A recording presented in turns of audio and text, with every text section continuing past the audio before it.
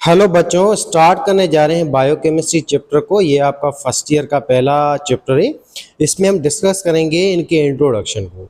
तो बेटा, बायोकेमिस्ट्री जो है ना, ये बिलोंग करती है आपकी बॉडी में जो भी बायोकेमिकल्स होते हैं, उनके जो रिएक्शन वगैरह होते हैं, उन सबको हम स्टडी करें तो इसको हम कहते हैं बायोकेमिस्ट्री। यानी कि स्टडी ऑफ बायोकेमिकल रिएक्शन या study of all the chemical reaction which occurs inside the living organism, तो इनको हम कहते हैं बायोकेमिस्ट्री। अब बायोकेमिस्ट्री के अंदर जो है ना, बायो मॉलिक्यूल्स हैं, उनके काम हैं, प्रोसेस हैं, उनके सिंथेसिस हैं, या उनकी कमी की वजह से कौन सी बीमारियां होती हैं, या उन बीमारियों का इलाज क्या होता है, ट्रीटमेंट क्या होती है, और आपके एंजाइम में डीएनए ये काम कैसे करते हैं, या इन्फॉर्मेशन जो है वो डीएनए से लेकर आपके राइबोसोम तक कैसे जाती है, कैंसर कैसे होती है, उसके इलाज क्या हैं, उसकी ट्रीटमेंट क्या है, इन सब को हम स्टडी करते हैं बायो केमिस्ट्री के अंदर। अब आगे चलें तो आपकी जो बॉडी है ना बेटा, ये बनी हुई है मॉलिक्यूल्स की, और इन मॉलिक्यूल्स को हम कहते हैं बायो मॉलिक्यूल्स या बायोकेमिकल्स कहते हैं।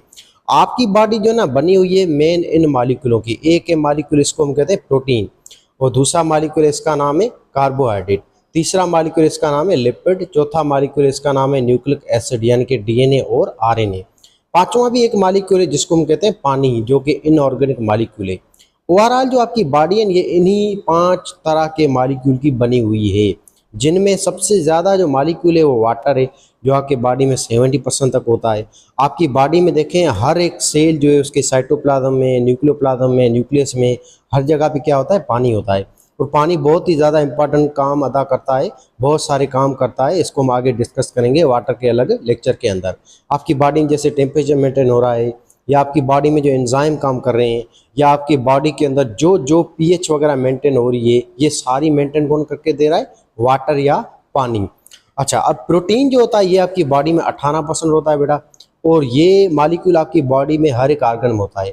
आपके अंदर खून है, हड्डियां हैं, गोश्त है, नाखून है, बाल है, चमड़ी है, आपके अंदर जो मेम्ब्रेन्स हैं, ऑर्गेनेल्स हैं, एंटीबॉडी, एंटीजीन, रिसेप्टर, ये सारी चीज़ें प्रोटीन की ही बनी हुई है। एंजाइम वगैरह सब के सब, हार्मोन वगैरह, तो ये मेन मॉलिक्यूल है, ये बेसिक और बायोलॉजिकल मॉलिक्यूल है, ये फंडामेंटल मॉलिक्यूल है, बिल्डिंग ब्लॉक है आपकी बॉडी का।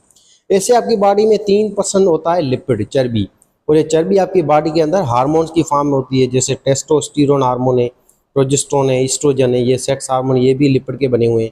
ऐसे आपके अंदर जो पसीना आता है, पसीने में भी ऑयल होता है, चर्बी, सेबम, जो आपको प्रोटेक्ट करती है। आपने फील किया होगा पसीना आने के बाद है ना, आपका चेहरा ऑयली लगता है, तो ये सेबम ऑयल होता है, ये लिपिड है बेटा। ऐसे आपके सेल की जो मेम्ब्रेन्स होती हैं, ये भी लिपिड्स की बनी हुई है, फास्फोलिपिड्स की। तो लिपिड आपकी बॉडी में पड़ा है, हर जगह पे पड़ा है, जो अलग अलग काम करता है, जिसको हम आगे डिस्कस करेंगे। फिर आपकी बॉडी में 4% होता है कार्बोहाइड्रेट। ये कार्बोहाइड्रेट आपको एनर्जी देता है, एनर्जी स्टोर करता है, एनर्जी देता है। जैसे आपको पता है रेस्पिरेशन प्रोसेस में ग्लूकोज यूज होता है, जैसे आपकी बॉडी में लिवर जो स्टोर करता है ग्लाइकोजन को, ये सारे आपके कार्बोहाइड्रेट्स होते हैं। फिर आपके सेल के अंदर आता है DNA, RNA, ATP, NAD, FAD, ये सारे मॉलिक्यूल क्या हैं, न्यूक्लिक एसिड होते हैं। अब इनमें से डीएनए जो होता है आपकी बॉडी के अंदर, ये होता है आपका 0.25%। अब इनके रेशियो जो है ना, यहाँ पे इस चार्ट के अंदर लिखे पड़े हैं। जैसे देखें, आपकी जो बॉडी है, मेमेलियन बॉडी है आपकी बॉडी, उसमें 70% पानी है, 18% आपकी बॉडी प्रोटीन की बनी हुई है, जैसे 4% कार्बोहाइड्रेट की बनी हुई है, 3% लिपिड की बनी हुई है, डीएनए आपकी बॉडी में 0.25% है, आरएनए 1.1 है। फिर आते हैं दूसरे ऑर्गेनिक मॉलिक्यूल, इनऑर्गेनिक मॉलिक्यूल, जैसे कि आपके अंदर जो भी विटामिन हैं, मिनरल्स हैं, साल्ट्स हैं, आयरन है, वो आपकी बॉडी को 3% बनाते हैं। तो ये केमिकल कंपोजिशन है आपकी बॉडी की ओवरऑल, यानी कि यूकैरियोटिक जानदारों की या मेमेलियन सेल वगैरह। दूसरी कंपोजिशन है यहाँ पे दी हुई है बैक्टीरिया की। बैक्टीरिया आपको पता है प्रोकैरियोटिक सेल है, और इसके अंदर कुछ भी नहीं है, ये सिंपल सा सीधा सा साल है आपका। इस सेल के अंदर न्यूक्लियस विजिबल नहीं है, इसके अंदर डीएनए भी साइटोप्लाज्म में, आरएनए भी यही होता है, और एक ही ऑर्गेनेल होता है जिसको हम कहते हैं राइबोसोम। बाकी कोई भी ऑर्गेनेल मौजूद नहीं है इस प्रोकैरियोटिक सेल के अंदर। इस वजह से इस सेल के अंदर जो है ना, बायोमॉलिक्यूल जो होते हैं ना, आपके प्रोटीन है, कार्बोहाइड्रेट है, लिपिड है, ये कम होते हैं इनके रेशियोज। अब इनकी कंपोजिशन देखें तो इनमें भी 70% पानी होता है प्रोकैरियोटिक सेल या बैक्टीरिया के अंदर, 15% इनमें भी प्रोटीन है बेटा, 3% कार्बोहाइड्रेट है, 2% लिपिड होता है, 1% डीएनए है, 6% इसमें आरएनए होता है, बाकी 3% ये दूसरे मॉलिक्यूल आते हैं। तो आप यहाँ पे कंपेयर करें प्रोकैरियोटिक सेल और यूकैरियोटिक सेल को, या बैक्टीरियल सेल और मेमेलियन सेल को, तो इसमें थोड़ा सा फर्क आपको वाज़ेह दिखाई देगा। वो फर्क इन बायोमॉलिक्यूल कंपोजिशन है। जैसे देखें दोनों ही सेल में पानी इक्वल है, 70-70 है, पर प्रोटीन बैक्टीरिया में कम होता है, मेमलियन सेल में ज़्यादा होता है, क्योंकि मेमल जो सेल है ये यूकैरियोटिक सेल है। यूकैरियोटिक सेल में बहुत सारे आर्गेन होते हैं, जैसे आपका peroxisome, glyoxysome, lysosome, mitochondria, chloroplast, chromoplast, leucoplast, ये आर्गेन सारे मेम्ब्रेन बाउंडेड आर्गेनेल है ना, ये इन्हीं सेल में पाए जाते हैं, यूकैरियोटिक सेल में, यूकैरियोटिक जानदार के अंदर। और ये आर्गेनेल बनाने के लिए बहुत ज़्यादा प्रोटीन चाहिए, तो इनमें प्रोटीन का तादाद भी उसके कंपेरिजन में ज़्यादा होता है। इससे आप प्रोकैरियोटिक सेल में देखें तो सिर्फ राइबोसोम ही होता है, तो इसके अंदर प्रोटीन थोड़ा कम होता है। फिर आगे देखें कार्बोहाइड्रेट, आपके बैक्टीरियल सेल में 3% है, और सॉरी आपका कार्बोहाइड्रेट जो है बैक्टीरियल सेल में 3% है, और उसमें जो है मेमल सेल में 4% है। ऐसे देखें इसमें एनर्जी भी ज़्यादा खर्च होती है, ये चीज़ें वगैरह XYZ, इस वजह से ये चीज़ें ज़्यादा हैं। लिपिड इसमें 2 है, इसमें 3%, इसमें मेम्ब्रेन ज़्यादा है, इसमें मेम्ब्रेन्स कम होती हैं। इससे आपका DNA RNA इसमें 6 और 1 है, और इसमें 0.25 1.1 है। अब आप रेशो देखेंगे तो DNA RNA हल्के होते हैं, ये RNA बहुत ज़्यादा भारी होते हैं यूकैरियोटिक सेल के, तभी इनका जो रेशो होता है प्रोटीन का कार्बोहाइड्रेट ज़्यादा दिखाई देगा, DNA RNA का मेमलियन सेल में कम दिखाई देता है। बाकी ये चीज़ें सेम होती हैं। तो ये थी इनकी कंपोजिशन। अब आगे देखें तो ये आपके सारे बायोमॉलिक्यूल हैं, जो बायोमॉलिक्यूल क्या कर रहे हैं, आपके सेलों को बनाते हैं, आर्गेनेल को बनाते हैं। फिर ये सेल जो है आगे चलकर आपकी बॉडी को बनाते हैं। तो बेसिकली आप देखें तो ऊपर ऊपर से आपको ऐसा लगेगा कि आपकी बॉडी गोश्त, हड्डी या खून वगैरह की बनी हुई है, पर आप किसी भी अपने गोश्त को या किसी भी अपने हड्डी को या बाल को आप देखेंगे माइक्रोस्कोप में, तो ये सारी चीज़ें जो है ना आपकी सेलों की बनी हुई है। और सेल को जब देखेंगे तो वो बना हुआ है आर्गेनेल का। आर्गेनेल को आप जूम करके देखें माइक्रोस्कोप में तो वो बना हुआ है मॉलिक्यूल्स का। तो ऐसे आप समझ गए होंगे कि आपकी बॉडी भी हम छोटी लेवल पे देखें तो मॉलिक्यूलों की ही बनी हुई है, इन्हीं मॉलिक्यूलों की, ये हमने जो डिस्कस किए ये सारे बायोमॉलिक्यूल्स। ऐसे ये मॉलिक्यूल को आप देखें तो मॉलिक्यूल एटम के बने हुए हैं। जैसे बेटा आपको पता है कि पानी जो है ये 2 एटम का बना हुआ है, हाइड्रोजन का और ऑक्सीजन का। ऐसे आपका जो प्रोटीन है ये खास 6 तरह के एटम का बना हुआ है, कार्बन है, हाइड्रोजन है, ऑक्सीजन है, नाइट्रोजन है, फास्फोरस है और सल्फर है। ऐसे लिपिड 3 तरह के एटम का बना हुआ है, कार्बन, हाइड्रोजन और ऑक्सीजन का। ऐसे DNA RNA ये न्यूक्लिक एसिड है, ये बने हुए 6 तरह के एटम के, carbon, hydrogen, oxygen, nitrogen, phosphorus और सल्फर के। तो ऐसे मॉलिक्यूल्स देखें वो किसके बने हुए हैं, एटम के बने हुए हैं। तो यानी कि बेसिकली हमारी बॉडी भी किसकी बनी हुई है, एटम की बनी हुई है। बेटा हमारी बॉडी 16 एटम की बनी हुई है। हमारी जो ह्यूमन बॉडी है इसमें 16 एटम होते हैं टोटल, हमारी बॉडी 16 एटम की बनी हुई है। इन 16 में से 6 होते हैं मेजर एटम। मेजर यानी कि वो एटम जो आपकी बॉडी को 1% से ज़्यादा बनाए उसको हम कहते हैं मेजर एटम। अब इनमें से सबसे ज़्यादा मेजर एटम आपकी बॉडी में ऑक्सीजन होता है, 65% आपकी बॉडी बनी हुई है ऑक्सीजन एटम की। नंबर 1 पे सबसे ज़्यादा एटम ये होता है आपकी बॉडी में। दूसरे नंबर पे आता है कार्बन, आपकी बॉडी 18% बेटा बनी हुई है कार्बन एटम की। फिर आता है हाइड्रोजन, आपकी बॉडी 10% बनी हुई है हाइड्रोजन की।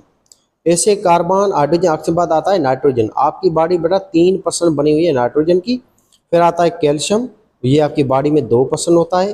फिर आता है फास्फोरस, ये आपकी बॉडी में 1% होता है। तो ये 6 मेन एटम है, oxygen, carbon, hydrogen, nitrogen, calcium, phosphorus.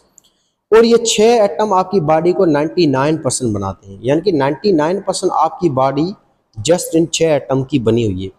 तो 16 में से 6 एटम तो मेजर हो गए, ये आपकी बॉडी को 1% से ज़्यादा बना रहे हैं। ऐसे 10 और भी एटम हैं जो बहुत ही कम मात्रा में, कम क्वांटिटी में होते हैं, 0.0 पॉइंट्स में कुछ आते हैं। जैसे सल्फर आपका 0.35% में आता है। ऐसे वो एटम ये आपके सल्फर हैं, आयरन है, कॉपर है, जिंक है, मैग्नीज है, मैग्नीशियम है, आपका सोडियम है, क्लोरीन है, पोटाशियम है। ये 10 वो एटम्स हैं जो आपके माइनर एटम कहलाते हैं। ये 10 मिलके आपकी बॉडी को 1% बनाते हैं। तो ऐसे देखिए आपकी बॉडी भी एटम्स की बनी है बेटा, ये एटम मिलके ये मॉलिक्यूल बनाते हैं, मॉलिक्यूल मिलके सेल बनाते हैं, सेल्स ओवरऑल मिलके आपकी ऐसे बॉडी बनती है, ठीक है ना। तो ये थी आपकी ओवरऑल ये बातें, ये चीज़ें। अब इसकी थोड़ी सी हम रीडिंग करते हैं। तो यहाँ पे देखिए fundamental type of biomolecule. Biomolecule कौन है, ये कार्बोहाइड्रेट है, प्रोटीन है, लिपिड्स हैं, न्यूक्लिक एसिड है, कांजुगेट मॉलिक्यूल, ये सारे बायोमॉलिक्यूल हैं। अब ये बायोमॉलिक्यूल सारे के सारे याद रखें बनते ही जानदारों के अंदर है, उनको बनाने वाले भी जानदार हैं। जैसे आप देखें मुर्दा चीज़ के अंदर आप जो भी पंखा है या खिड़की है या चेयर पड़ी है, मोबाइल है, इसके अंदर क्या प्रोटीन, लिपिड, कार्बोहाइड्रेट वगैरह मिलता है, हमें नहीं मिलता है। ये मॉलिक्यूल सिर्फ और सिर्फ बनते ही जानदारों के अंदर है, और ये जानदार ही इनको बनाते हैं, और ये मॉलिक्यूल जानदार की बॉडी को ही बनाते हैं, तभी इनको हम कहते हैं बायोलॉजिकल मॉलिक्यूल या बायोमॉलिक्यूल्स। अब यहाँ पे थोड़ा एक चार्ट पड़ा है, इसमें देखें कार्बोहाइड्रेट जो है इसमें बहुत सारे टाइप आते हैं, मोनोसेक्राइड, ओलिगोसेक्राइड, पॉलीसेक्राइड। ये किनके बने हुए हैं, इनके मोनोमर्स को हम कहते हैं मोनोसेक्राइड या ग्लूकोज। कार्बोहाइड्रेट बेटा एक पॉलीमर है, ये बना हुआ है मोनोमर का, और इसके मोनोमर का नाम है ग्लूकोज। ऐसे इसके बीच में बांड होता है, इसको कहते हैं ग्लाइकोसाइडिक बांड। ऐसे लिपिड जो है इसमें फैट, ऑयल, फास्फोलिपिड, टर्पेनॉल आते हैं, ये बने हुए दो तरह के मोनोमर के, एक है ग्लिसरॉल या इथानॉल या अल्कोहल, दूसरा मोनोमर इसका फैटी एसिड, और इसके बीच में बांड होता है ईस्टर बांड। ऐसे आपका न्यूक्लिक एसिड जो है ये बना हुआ है आपका न्यूक्लियोटाइड्स मोनोमर का। न्यूक्लिक एसिड जो है डीएनए आरएनए ये पॉलीमर है, ये बने हुए हैं न्यूक्लियोटाइड के, और इनके न्यूक्लियोटाइड जुड़ते हैं बाय फास्फोडाइस्टर बांड के थ्रू। बाकी कॉन्जुगेट जो मॉलिक्यूल आते हैं जिसमें यही मॉलिक्यूल कार्बोहाइड्रेट लिपिड आपस में मिल जाएं या फिर प्रोटीन और लिपिड मिल जाएं, तो इनको कहते हैं कॉन्जुगेट मॉलिक्यूल। इनमें डिफरेंट डिफरेंट किस्म के कोवेलेंट बॉन्ड्स होते हैं।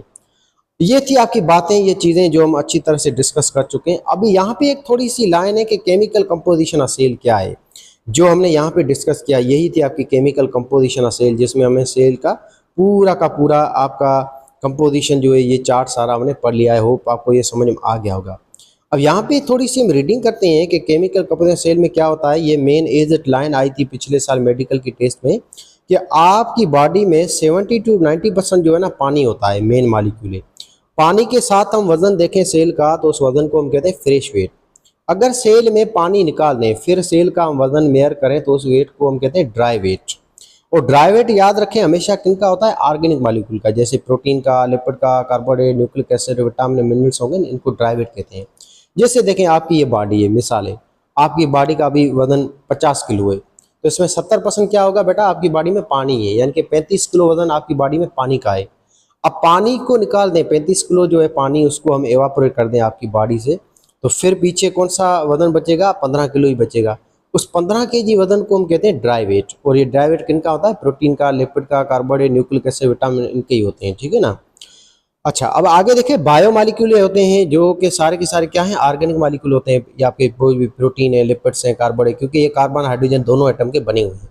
और इन सब के अंदर 6 खास एटम होते हैं। वो कौन से हैं, carbon, hydrogen, oxygen, nitrogen, phosphorus, sulphur. ये 6 मेन एटम है जो आपके बायो मालिक्यूल्स को बनाते हैं। कार्बन होता है आपके अंदर प्रोटीन में भी, लिपिड्स में भी, कार्बोहाइड्रेट में भी, न्यूक्लिक एसिड में भी। तो ये एटम जो है ना आपके इन मालिक्यूलों को बनाते हैं।